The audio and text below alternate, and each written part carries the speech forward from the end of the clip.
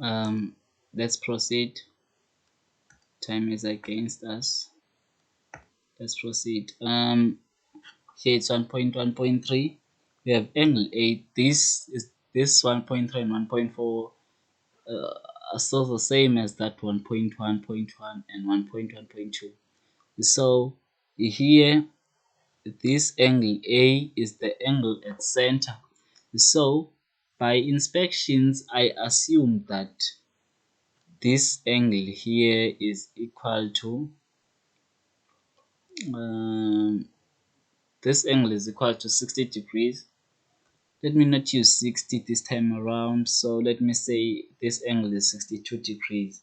So A is equal to 62 degrees. These are my measurements that I'm assuming here. So it's wise that you also um, measure the sizes of these angles, because should you write this 62 and then you find out that this angle is supposed maybe to be 50, like, then you are not going to get a mark, because these angles and these are not measured. Yeah, these are not accurate. So if A is at center, A is at center, then B is the angle at circumference, of which that means B is equal to the half, or the half of this. So 6 divided by 3, 6 divided by 2, that's 3. This, so it's 31 degrees. Then on this space, what do you notice about this?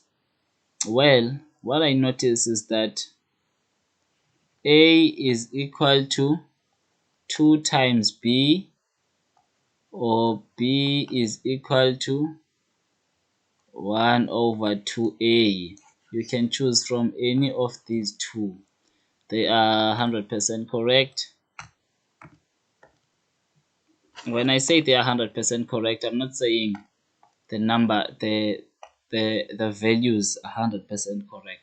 Then now here on A, this angle A is way too big. So this angle exceeds 90 degrees. This angle exceeds 180 degrees. So I would say, by assumption, this is 1.1.4. Angle A is equal to angle A. I will say angle A is equal to 100 and what? If it was like this, it was gonna be 108. So let me say this is going to be, what is 180 plus 60 plus 30? It's 200. It's 210 degrees. You need to measure this. So if A is 210 degrees, A is the angle at center. That means A is 2 times B. So B will of course be 1 over 2 times this number, of which is going to be 105 degrees. What is that now? What am I saying, guys? This angle cannot exceed 100. This angle does not exceed 100 by looking at it. So let me assume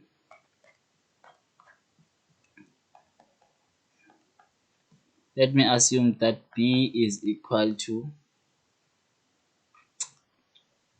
let me choose my B to be equal to 70 degrees, because this angle is less than or equals to 90 degrees. This angle here, actually this angle is less than 90 degrees, so cannot conclude that this angle is, I cannot conclude that this angle here, eh, forget about that. Here we are. So A has to be equal to 2 times this 70 degrees. So A 2 times 70, it's 140 degrees. It's 140 degrees. Now let me pause the video so that I don't make long videos.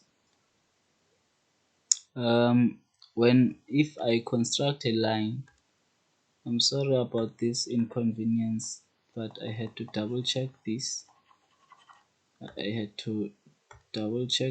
But then if I construct a line here like that, a line like this, then I form a straight line. So this angle equals to 90 degrees. So if I decide to add this angle here, then this angle A will be A equal to, then this is 180 degrees plus this part. So, well, this angle, it's possible that this angle can be 210 degrees. This can be 210 degrees, and by looking at that angle B, I think if I were to draw a line here like that, then this would form a 90 degrees. But because there is also this space here, then it's making sense that B can be equal to 105 degrees. Then to answer this part, A is equal to 2 times B.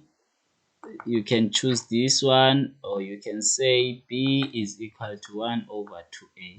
You can also choose this one. You take one of these, because at the end of the day, that is what we are investigating here.